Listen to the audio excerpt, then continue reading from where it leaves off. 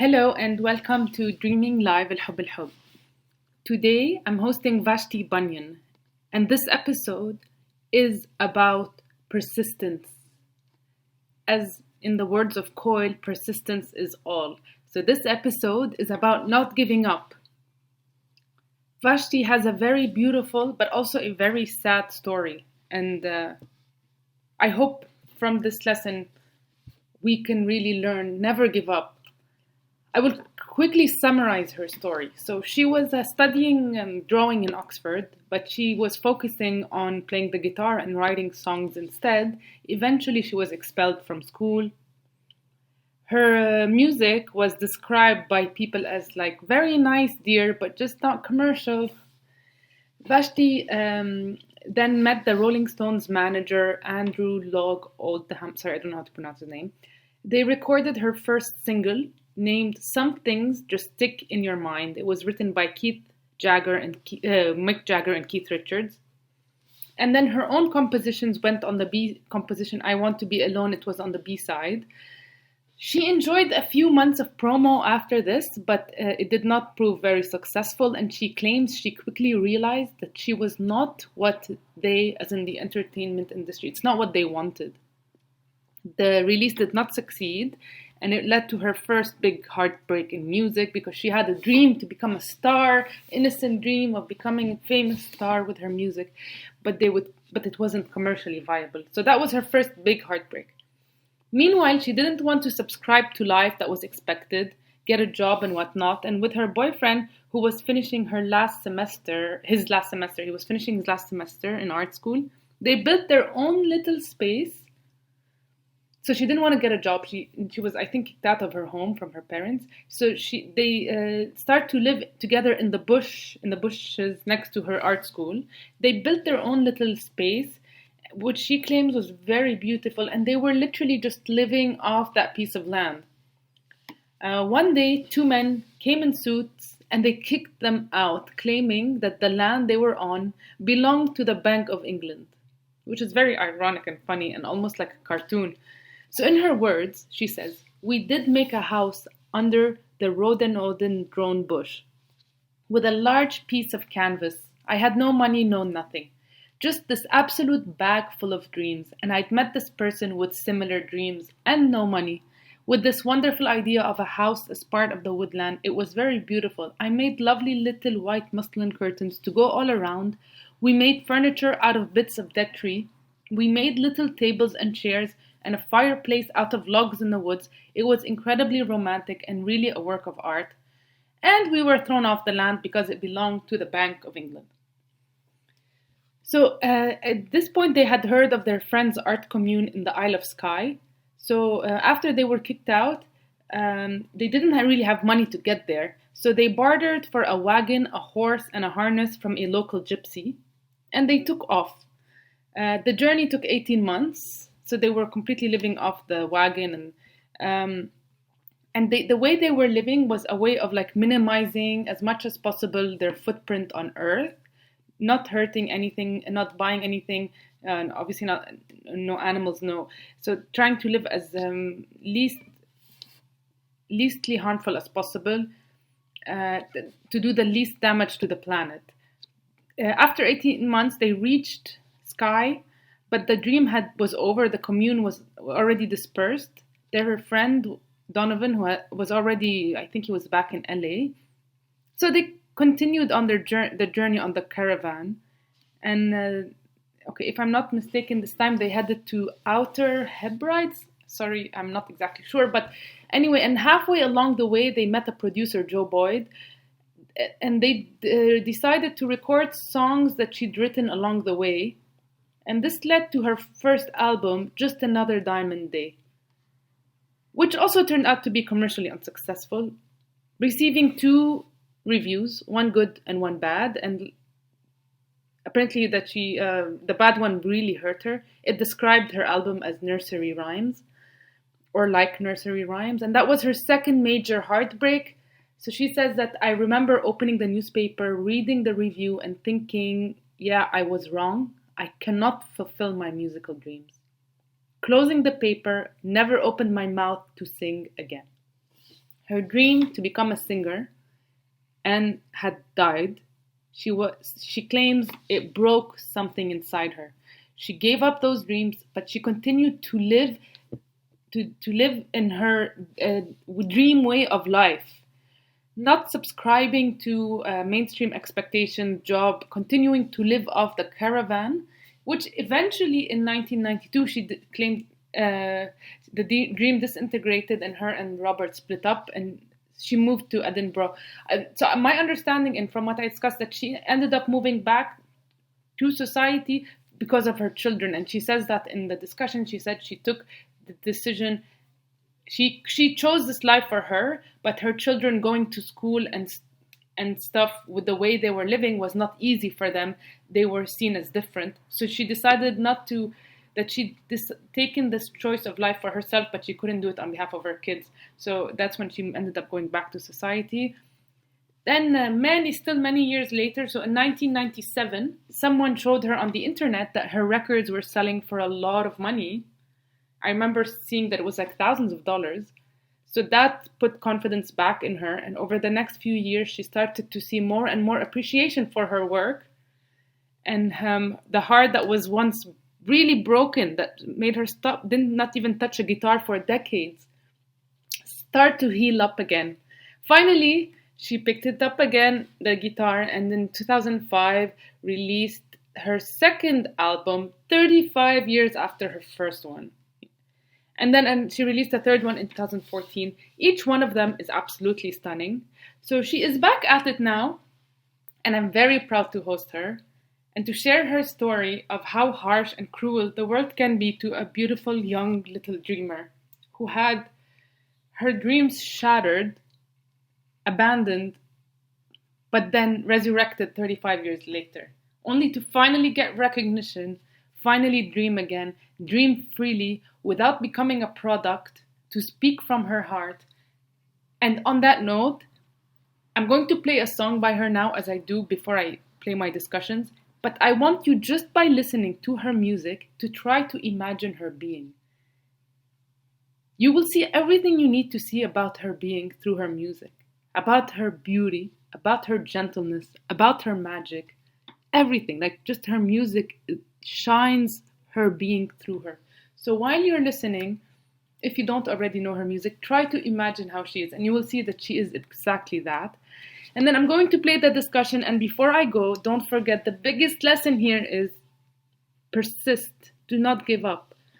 As she says in the interview, in the discussion, she says, if you know deep inside that what you're doing is right, as long as you're not hurting others or whatnot, if you know that you're doing something right, then there's nothing to stop you. Never give up and stay strong. Much love. الحب الحب.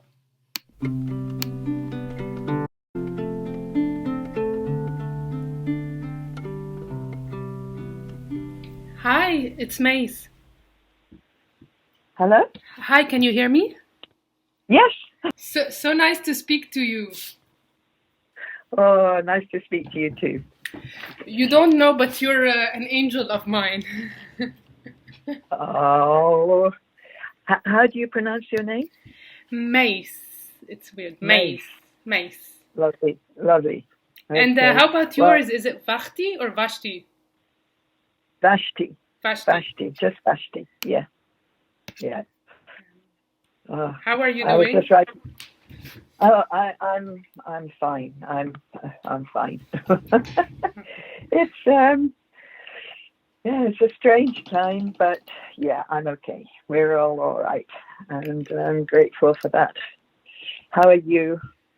Same. I'm okay. I'm making the best out of things. Like trying to live in my own dream world. Oh, good. That's the best place to be. Yeah. Are you making music or writing or anything like this? I'm writing the story of what led to making my first album, Just Another Diamond Day, because it's quite a long story, and it's a beautiful story. For many years I've been writing it, and it's still well, I have a publisher, and and it will come out next year, but I've still got quite a lot of work to do on it.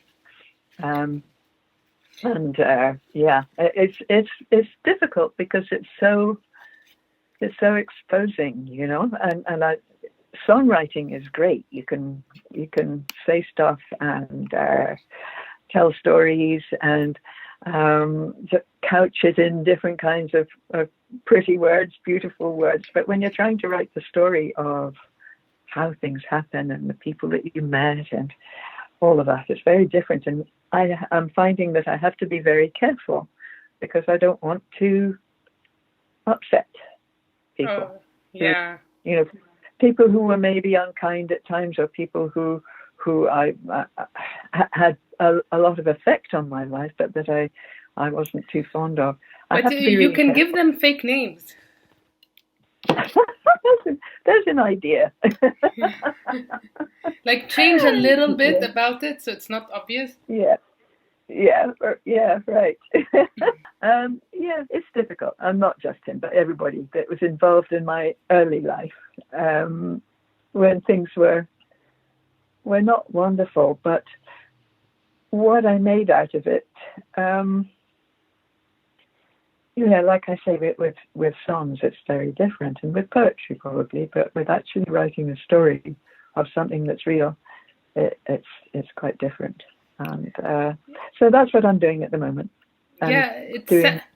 It sounded like, because you like me, I have my dream world, and I work now in elder care and during the pandemic, but also coming from where I came from, there's always a lot of bad news. Even when you're at the dentist, you're watching the bad news, and so I have my dream world and I have the reality world. And some people, when they see what I do, they think I'm naive, but it's like I, out of kind of necessity, create my dream world, And so when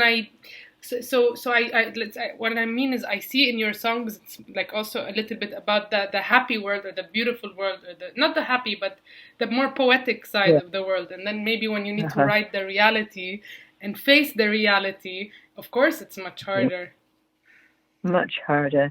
Yeah. Oh, well, I'll keep on doing what you're doing, because, you have to, really. You have to keep your dream.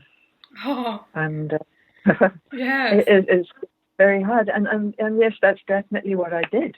To make a dream in my head, even though things were really difficult and the world was at war, I made the dream in my head and I tried to make it real. And whether I did or not, it doesn't matter. I had it.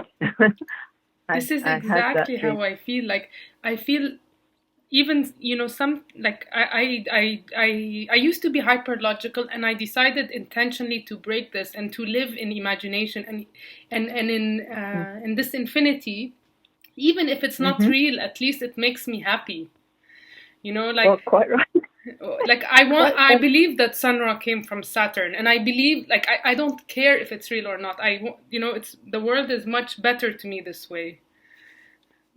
Oh, I so completely agree. And I was talking to my partner about it the other day, about how belief is very different. If you have an absolute belief, it's very different. But what I feel like, when my brother died, there was this robin who kept coming into the kitchen of the house that he used to live in, and everybody was joking that maybe that was him, and I felt it really was him, although my real part of me knew it wasn't him. I wanted to believe, or I wanted to feel that you mean was, the logical part of you, but not necessarily the real. We don't know what's real. I don't know what's real. Yeah, but I mean, I think about it. There's frequencies in sound that we can't hear. There's visionary frequencies that we can't see, like that even my cat can see and I can't hear or see. So who is to say what is real? Yeah. Well, I know.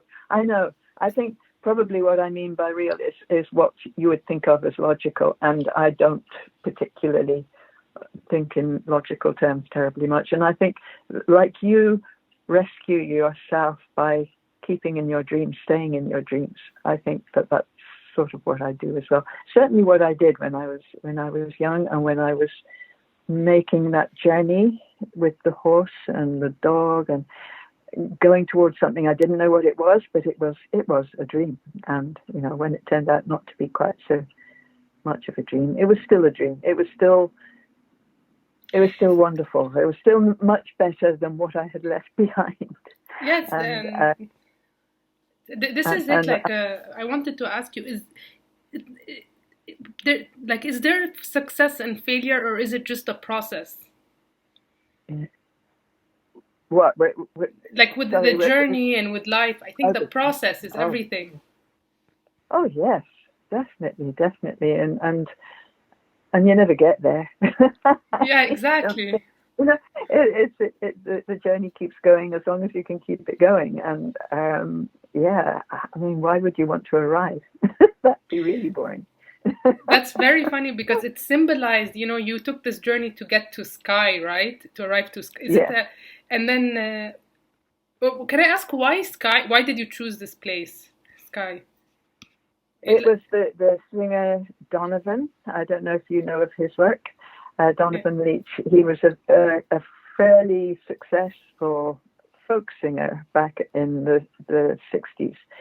And my boyfriend at the time was at art school with people who had been at school with him, and they were all very good friends.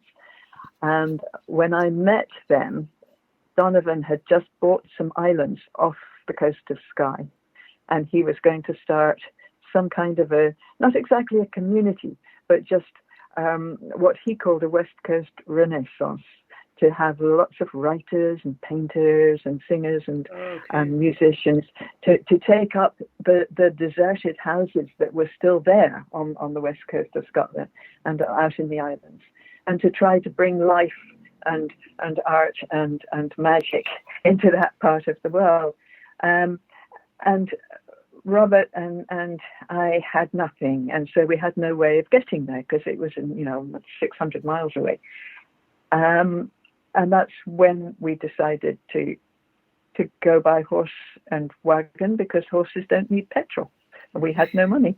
And it turned out to be not like that at all, but that was the idea, was that we would go by horse and wagon, and the others, they went in a Land Rover, they went in a cart. But it didn't occur to us that it might take us a year and a half to get there, So, but the adventures and the learning that we had along the way was something that I will treasure all of my life, and that's kind of what I'm writing about now, how it changed me, and the lessons that. I wanted to ask you, what did you learn through this journey? I learned not to be so frightened.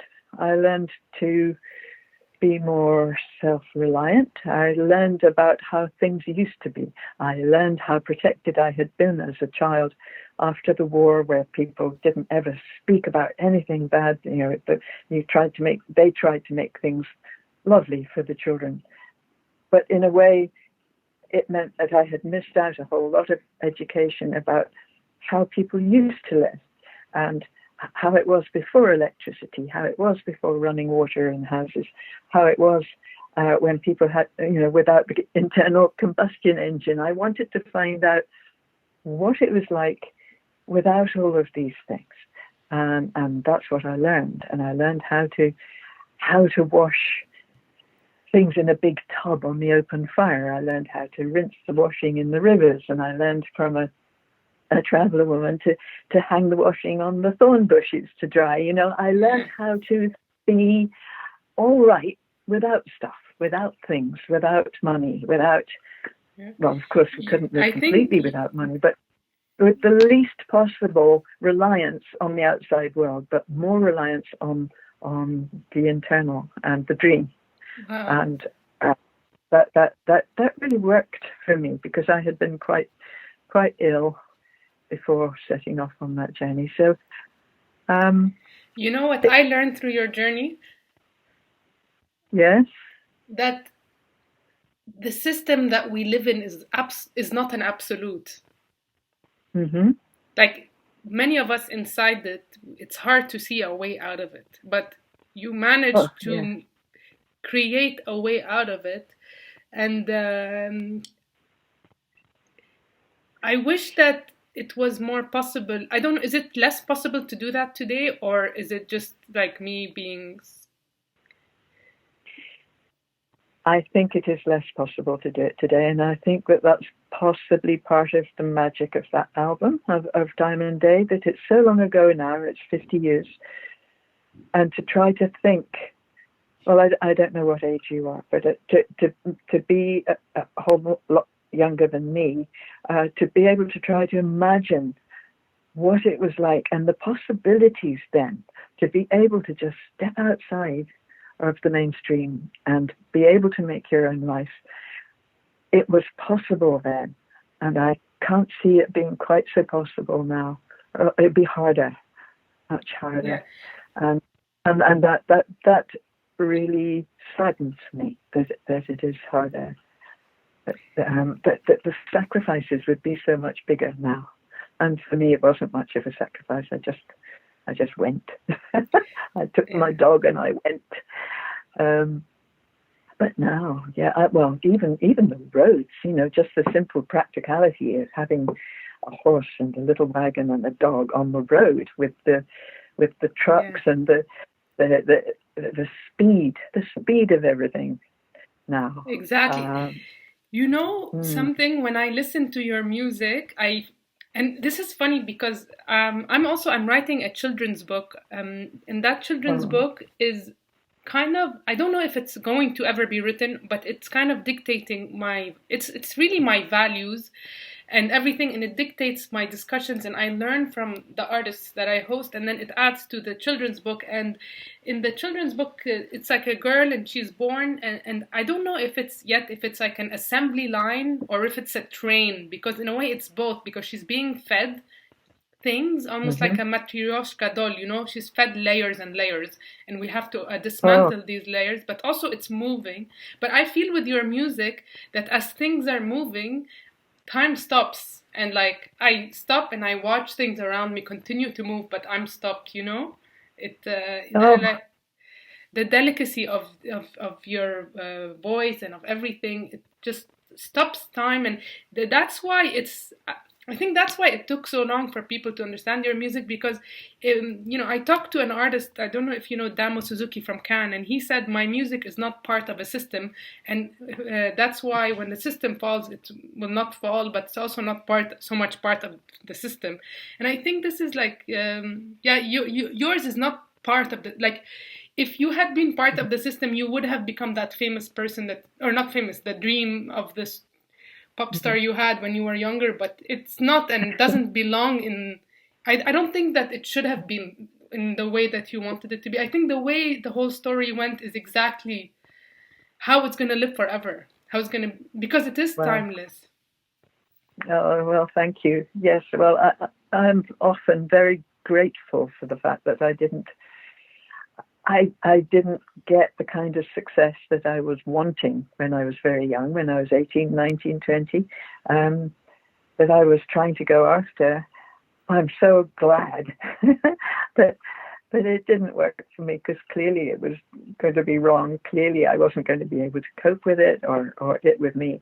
And I think everything that happened was right. And when I got back in touch with Andrew Oldham, 30 years gap between us speaking to each other, and somebody put us back in touch. And it was so lovely to be able to just speak to him and say, I have no regrets about it. There is no blame of anybody for what happened, that it didn't work out the way you wanted it, I wanted it. I'm really, really very glad and very grateful for the fact that it sent me in a completely different direction, which I am glad about. And it's going to be more timeless, because you know how with the there was one time where you got a taste of fame. It was with the one with the cover wait, what was it called? You said like you had 6 months where you were doing interviews and stuff, and then it kind of Yeah, disappeared with yeah, some things just sticking in your mind. yes, And that's right. and there's a scene in a David Lynch film where it's kind of also where like it's kind of about this about entertainment, and everyone's like dancing and suddenly it disappears. But I think had you become that, it goes up quickly and it dies quickly. But Yes. with art like yours, where it's not so much part of the system, it grows slowly but also doesn't fade. Well, it's lovely to hear you say that because, for so many years I just thought it was rubbish. Oh my goodness, no. I know. Well, yeah. I mean, yeah. I suppose because nobody ever spoke about it. Nobody ever said there was no feedback then. Without the internet, there was nothing, and nobody ever spoke about it. And so I just assumed it was nonsense and rubbish, and it should never have been done. And it was the internet that brought it all back to me, which was just incredible. The internet has been so good and so bad in equal measure. But for me, it was very, very. I remember you said that when you were doing this tour or the interviews, you quickly found out that you were not what they were looking for. And I wanted to ask, what do you think this entertainment world is looking for? How would you? Well, back in the early days, well, yes, somebody who would look good in a sparkly ball gown.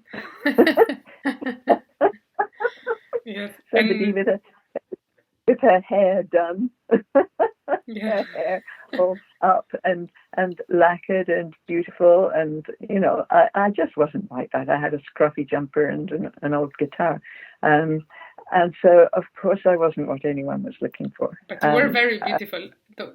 I saw the but so yeah, and yeah, it's like I was speaking to an artist named Mike Banks, and he said like he started his label, which is an independent label, and one of the really it was not very common at the time to really start independent label, put out your own music. And he said because he was exposed to how the mainstream was manufacturing products. Yeah. He's like, it's not art, it's product. They're making products. And he's like, corporations have no business in art. They should have no business in art. So they wanted you to be a product, I think, right? Yes, yeah, definitely. Not so much Andrew Oldham. I think he recognized something else, but he didn't know what to do with it. He didn't know quite how to promote me. And I think he says that now. But no, the general, the big corporations. Oh my God, no, there was no way that they could. It wasn't as if somebody took me up and tried to make me into something else and it didn't work. I wanted to be a pop singer. I wanted to bring my little quiet songs into the mainstream. But I didn't want to do it the way that they would have wanted me to do it. And so it didn't happen. It didn't work. Exactly. You wanted people to hear it, but you didn't want to compromise or conform or change your expression. And this is certainly didn't want to conform. No, that was a terrible word for me. Oh yes, absolutely. Especially in every way, even how you bathed, even how you did your laundry was completely unconformed. Yes. Oh yeah, that came later. But on the other hand, yes, that's right. It was no. There was Well, even now I don't like the word, but of course. It's very much. The thing that really changed all of that for me was having children, and making them go through it seemed terribly unfair. It was all right for me to choose to be outside of the norm or outside the mainstream and not to conform, but to have my children be so different when they were going to the local school, and they stood out as being different, and it was very, very hard for them.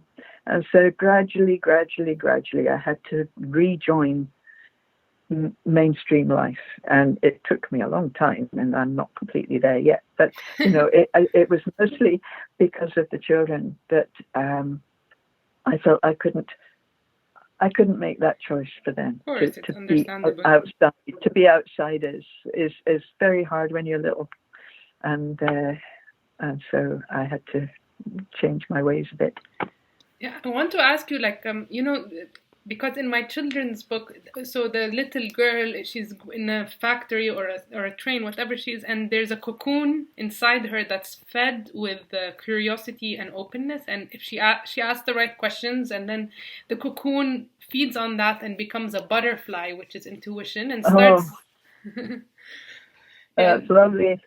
Yeah, and she starts to guide her away, but then society starts to use some ways to stop her from taking that route. And I think one of them is shame, and they use shame and punishment, but also reward for people who don't take that path. So did you feel like society was shaming you, or people were saying you're a disgrace or not honorable or anything like this? Did you feel anything like this from people?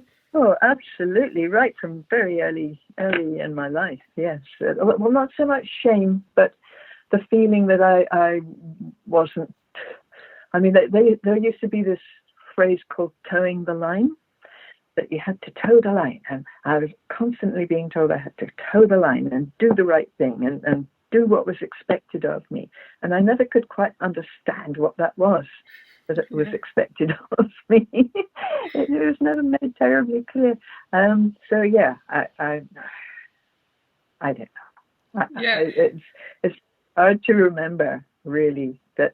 But it wasn't shame. It wasn't shame. It wasn't shame because it was anger more than shame. It was anger that anybody would try to make me feel ashamed when I didn't feel ashamed.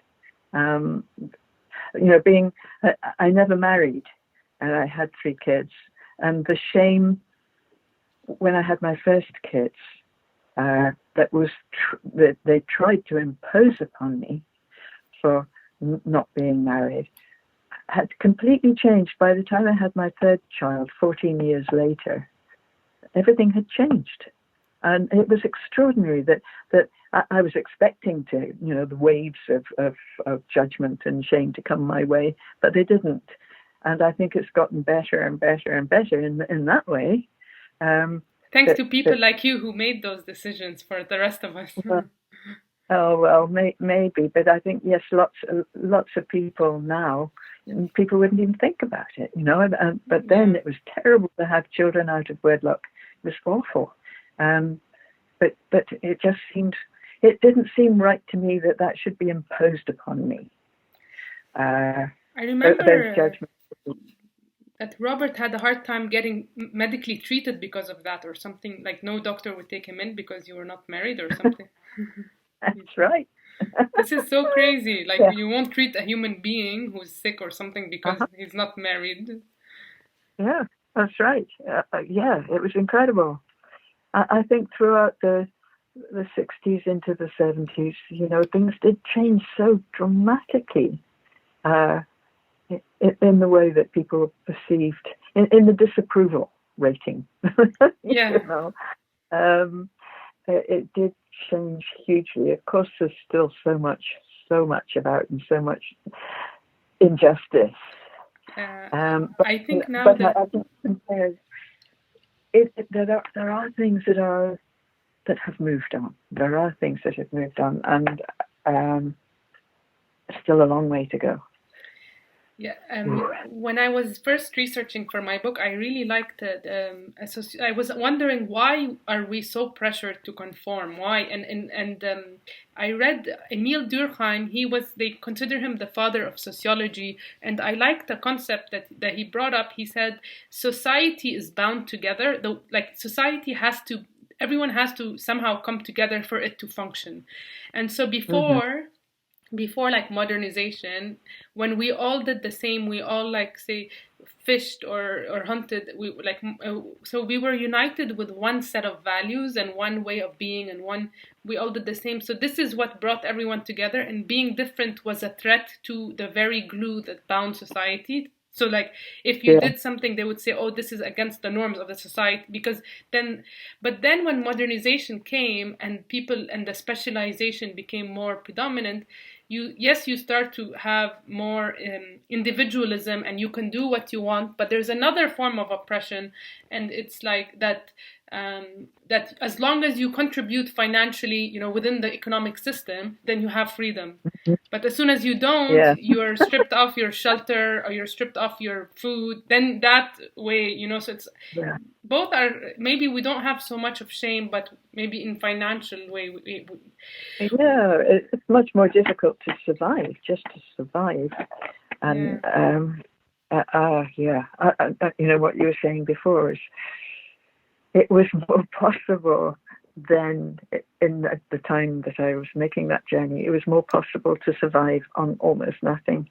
And, even when we moved back into real housing, rents were very, very cheap, and food was very, very cheap. And compared to now, it's very hard to find a way of surviving without joining in, without doing what's expected of you. And I feel really, really grateful for the time I lived through, that I was able to do it, was able to find my way. And it must be much more difficult for younger people now to find their own way rather than have it put upon them. But we need your book to be reminded that it's not the absolute way, the one we are in right now, because it makes it seem to us like it's the absolute way, that's how it wins. Well, I hope it'll give some kind of hope, that it's not all lost, that we haven't lost it. Of course we haven't. And even now with COVID, I think with the pandemic, it's even more of a reminder that the system, it won't always work. Like the current system, it doesn't work. A lot of people are relying on subsidies and stuff. If things did go on, I read countries were starting to consider basic universal income, things like this. Like we need something. I don't know. Yeah, I wonder if it will bring things like that forward much faster. I really hope, because it seems so obvious, doesn't it, that would be the way to go. But there's such a huge block in its way. But I'm really hoping that you're right, that maybe COVID will speed things up a bit and make people realize that, people have to survive, and not just survive, they have to live, and they have to have good lives. Just the basics, like the basics. And for me, when I think the most anti-consumers thing for me is the idea that I can claim my time. Because as soon as I am fed, as soon as I get tricked by those advertisements and I want a car and I want this, then I need to get a job that requires more and more of me, and I need to give more and more of my time to the system. But really, what do I value more? Like this car or my time? My time is everything, It is. It is. It really is. I can tell you. Yes. Yeah. One thing. Yes. Sorry, go ahead. No. You go ahead. Yeah. One thing I want to ask you about, like before you took the journey in the caravan, I don't know, were you when you lived in the bushes or something like this, right? And then the Bank of England. Someone from the Bank of England came and said, we are the property owners of this and you cannot live here. And I just want to ask you, like, how weird is it that a tree is owned by a human being or a bank? I know. Well, living in the wood, it just felt, we've just made our lives in that beautiful springtime wood, and everything, we had everything we needed, really. And then these two guys in suits with a policeman came crashing through the trees. Well, not crashing, they're marching through the trees and saying, this land belongs to the Bank of England and we want you to leave. And we said, why? I said, well, what would happen if everybody wanted to come and live in the wood? Well, they don't. And even if they did, well, why not?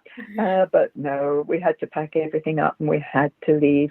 And it was really, I mean, it gave us the next bit of our lives in that we then found the wagon and the horse. But it seemed so wrong because we had become so, I don't know, so innocent in that wood and just cooking our nettles on the fire and just having a wonderful peaceful time with the springtime trees. It was just gorgeous, and then suddenly to have the real world crash in on us like that was very shocking. And ask you to pack up and yeah, and leave. We had to leave, and yet we were so happy. You know, we were so content with what we had. Of course, we couldn't have stayed there forever because, you know, we weren't going to stay there forever. It was what we were having to do. Robert was in the last bit of his term time at the art school, and he had a show to set up to get his degree.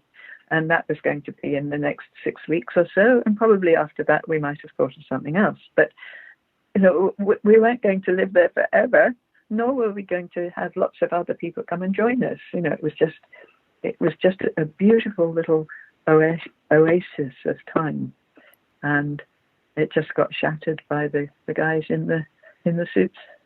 But you know, it's so that was sad their world. because I bet That if was the tree their had a say, it would say like, "Oh no, actually, I'm more friends with this human than whoever owns that yeah, piece of paper." most for sure. Most for sure. It's funny when you're living like that, when you're living right in the middle of trees on the ground without, you know, without all the things that you're used to, that you change. And I certainly changed, and I certainly became much more aware of my surroundings and, you know, the beetles and the birds and the everything. It was all that I really wanted and all that I really needed to make me better, and it really did. It was a very, very precious time, Yeah. and I will not forget it. Yeah, it's But then there were lots of precious times like that really opened my eyes to how things could be different. yeah, it seems like such a beautiful image, such a sad, but as you said, it was almost like a blessing in disguise because after you got the caravan and you started Yeah. journey, I really like once I heard you say that you were dependent on people's good nature, like the way you were living when you were like trying to or getting to Skye, and so this Yeah. kind of dependence on goodwill. Were people Yeah. do you know if were they mostly good or were they mostly bad, or was it like two extremes? I imagine it would be two extremes and not middle or There were two extremes, yes. There were people who were generous and who understood and who welcomed us in and gave us apples or a bale of hay or something like that. And there were others who would call the police to have us moved on. And there were others who just, they didn't understand. They'd think, what are you? What are you? And the police didn't understand. They didn't know what we were. And, you know, because we weren't like Romany travelers. We weren't like the tinkers that they would be so bad to. They didn't know what we were. And I don't know. It's hard to remember all of it, but I do remember the people who were kind. I do really remember them, and I'm so grateful that those people existed. You know that you know if we'd gone up the country with that horse and wagon and over all of those miles, and we'd only ever found hostility and unkindness, how different it would have been. But we found a lot of kindness and a lot of generosity and a lot of acceptance as well of somebody trying to do something a bit different, you know. And we also looked great because that little wagon painted bright green and its yellow wheels and its red undercarriage and the way that we were dressed sometimes, not always, but and the horse and you know, it was a lovely image. And I've made these beautiful patchwork curtains for inside the wagon, and it looked great. Yes, I saw it looked beautiful, and what you were dressed was beautiful. And I think a lot of people really appreciated that, and other people thought it was horrible and they wanted rid of us. But yeah, like I say, we had so much generosity, so much kindness, and lots of not so great, but it was a mix, and that made it a very good education and a very good, a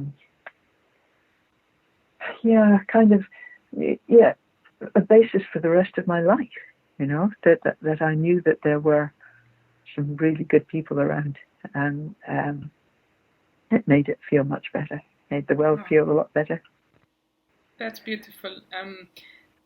And so when you got to Skye, you ended up there, but it wasn't what you were looking for, and I feel like that's funny because it's very symbolic to, as we said, we always have dreams, but even when we get there, we continue, and it's not Absolutely. a sad thing. It's a process. Yeah, you're right. It was symbolic that when you get to the end of the rainbow, well, actually, there's another rainbow. And we did keep going, and I'm glad we didn't stay, and glad there wasn't a place for us, because we had become such different people, and we were able to carry on and go further out, and yeah, and there were so many stories attached and so many wonderful people, and I'm glad that it wasn't what we had actually dreamed of. In fact, the dream was somewhere else. And continued to be. The dream was the process, I think, of dreaming. The dream was what, sorry? The process of dreaming. I think the process is everything, really. Yeah, yes, definitely. And and the dream didn't go away, you know, we carried on for a long, long, long time. And yeah, I have no regrets, which is a very lucky way to be. I think. Amor fati, to love your own fate. Yeah. Did you have self-doubt along the way? Oh, yeah. Lots of doubts. What on earth am I doing here? It's raining, it's cold, the dog's wet and shivering, the horse is wet and shivering. What are we doing? Oh, yeah. Many doubts. And also real homesickness. Yeah. My mother was very ill, and she died halfway through the journey, and I really missed her, and big homesickness, and scared. You know, I was still scared of everything, and it taught me not to be so scared. Yeah, I remember you said something when I was watching the documentary, and it's very similar to an Arabic saying. It's actually an Arabic saying. I don't know if you know about it, but I remember you said you got to somewhere that was the dream, but you missed people. And there's an Arabic saying that says, I'm going to say it in Arabic first, and then I'll say what it means. الجنة بدون ناس ما بتنداس. It means heaven without people is not worth stepping into. So, let me write that down. Heaven without people is not worth. Or paradise, I'm not sure which is heaven or paradise without people is not worth stepping into. So you ended up in a place that was the dream, but you missed family, you missed friends, and this human. Yeah. Oh yes, terribly. Yeah. I just have a few questions. I don't want to bother you too much, but what was it like? Because it sounds like within your music career, you had first time you got a glimpse of like, oh, you might get there and you didn't, and then second time again and you didn't. And then 30 years later, suddenly your records cost $4,000 on Discogs, and NFL and T-Mobile and Reebok and Amazon series, everyone's playing it. But what was it like? Was there disappointment? Was there sadness? And like, was it heartbreak or no? It was fine. When the first two times, the third is the charm, but the first and second non-charms. How was it? The first and the second time, I think after Diamond Day just disappeared, or when people so misunderstood it and thought it was nursery rhymes for children or whatever, I think that it took me 30 years to understand how heartbroken I had been. that I had buried it. I didn't want to think about it. I didn't sing to my children. I didn't let them hear the Diamond Day album. I completely swept it away. But when it came back again, with all kinds of wonderful things that happened that enabled it to come back again, it made me realize how heartbroken I had been, that I hadn't been able to carry on with my songs and my writing. And that was quite a shock. But it was also amazing, as you can imagine, having been told when I was that I was so uncommercial, you're just uncommercial, dear. And then for Diamond Day to be picked up as a commercial was absolutely incredible to me. And yet it really upset a lot of people that I should allow that song, which is so much about purity and anti-commercial, to be used by T-Mobile. A lot of people were really upset with me, but I thought, well, like they said when I was young, you're not commercial, but now you are. No, but it doesn't matter. When I was 25 or whatever it was, when I said goodbye to that album forever, if I had known that it was going to come back, I would have been very happy. It would have made things very, very, very different. But yes, I clearly found it very difficult all of those years that I hadn't allowed myself to do any more music or even pick up my guitar in all that time. When were you able to listen to it again?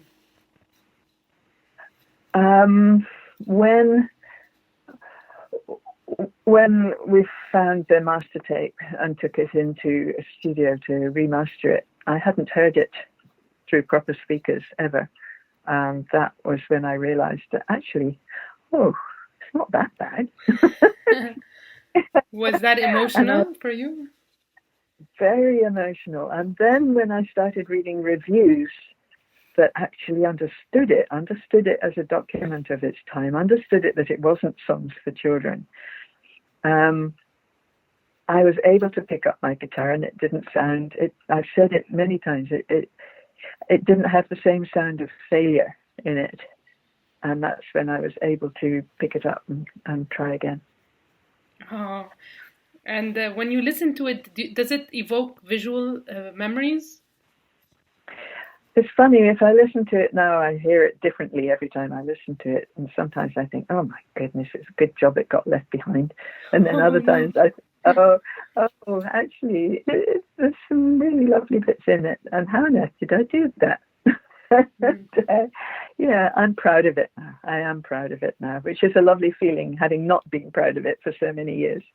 It's but also feeling. The music you made now recently is also so beautiful.